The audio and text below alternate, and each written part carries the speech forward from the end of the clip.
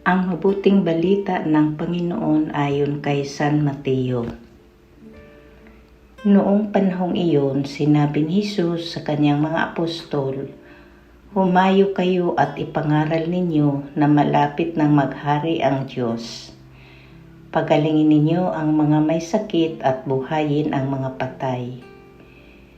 Pagalingin ninyo ang mga may sakit at buhayin ang mga patay. Pagalingin ninyo ang mga kitungin at palayasin ang mga demonyo. Iyamang tumanggap kayo ng walang bayad, magbigay naman kayo ng walang bayad.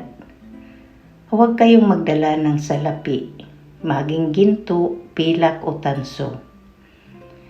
Sa inyong mga lukbutan, huwag din kayong magdala ng supot sa inyong paglalakbay, ni bihisan, pampalit na panyapak o tungkod, sapagkat ang manggagawa ay may karapatan sa kanyang ikabubuhay.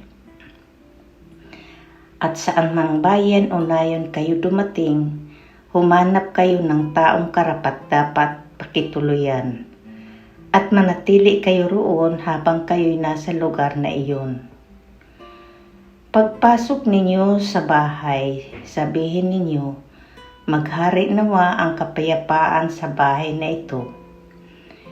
Kung karapat-dapat ang mga tao sa bahay na iyon, panatilihin ninyo sa kanila ang inyong bati. Ngunit kung hindi, bawiin ninyo ito." Ang mabuting balita ng Panginoon.